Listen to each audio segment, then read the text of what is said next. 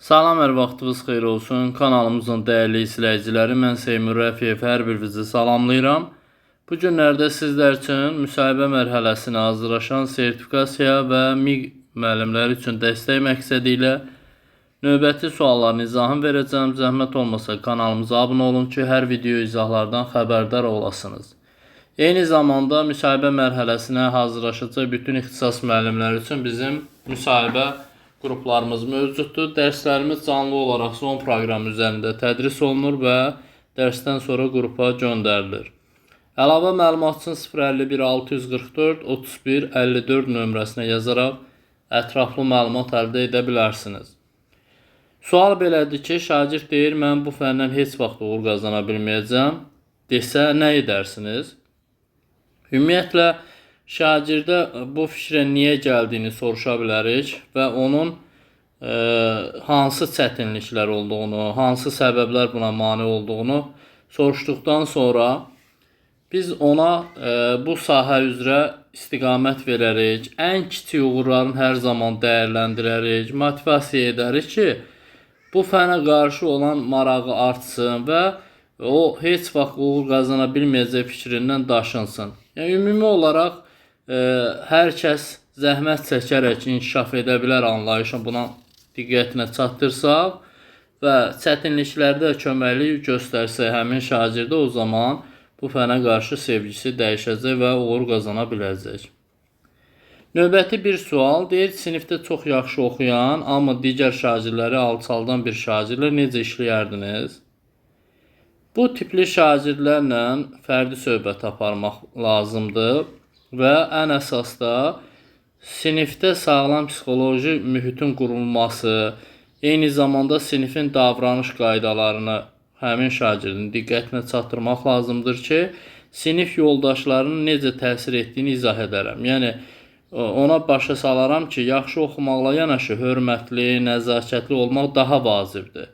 Onun sinif yoldaşlarına dəstək olmağına təşviq edərəm ki, sən də sinif yoldaşlarına daha çox dəstək ola bilərsən ki, inkişafdan geri qalmasınlar.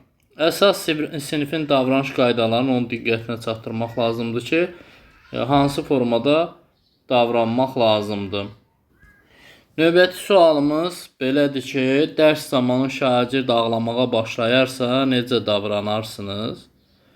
Dərs zamanı şagird ağlamağa başlayırsa, bunun səbəbini soruşmaq lazımdır.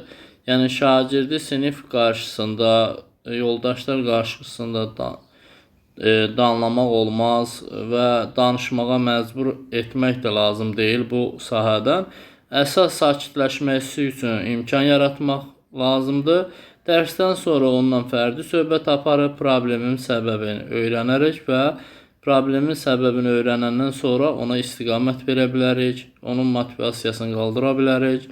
Hər hansı bir problem olarsa, valideynlə də əlaqə saxlamaq, psixoloqla da əməkdaşlıq etmək olar. Növbəti sual, müəllimin emosiyalarını idarə etməsi niyə vacibdir? Müəllim hər zaman sinif daxilində səbirli olmalıdır, təmkinli olmalıdır. Sinifdə sağlam mühit yaransın deyə, bax bu kriteriyalar hər bir müəllimdə olmalıdır. Şagirdlər özlərini rahat hiss eləməlidir, müəllimə daha çox güvənməlidirlər. Bir növ belə deyək ki, sağlam psixoloji bir mühit qurmaq lazımdır ki, müəllim burada şagirdlər öz fikrini sərbəst səsləndirə bilsinlər, müəllimə daha çox güvənsinlər. Bu zaman müəllimin emosiyalarını idarə etməsi daha çox vacibdir. Bu da dərsin keyfiyyətinə müsbət təsir göstərir, həm şagirdlərin inkişafına müsbət təsir göstərən amillərdən biridir. Yəni, belə deyək ki, müəllim öz əsəblərini idarə edə bilmirsə, aqressiya olacaqsa, o zaman orada sinifdə sağlam bir mühit yaratmaq mümkün olmayacaq. Yəni, bəzi şagirdlər müəllimdən çəkinəcək, öz fikirlərini sərbəst səsləndirməkdən qorxacaqlar. Növbəti bir sual, deyir, şagirdin davranışında qəfil dəyişiklik hiss etsəniz, nə edərsiniz? Ümumiyyətlə, əvvəlcə şagirdi müşahidə aparmaq lazımdır ki, burada dəyişikliyin səbəbini anlamağa çalışmaq lazımdır.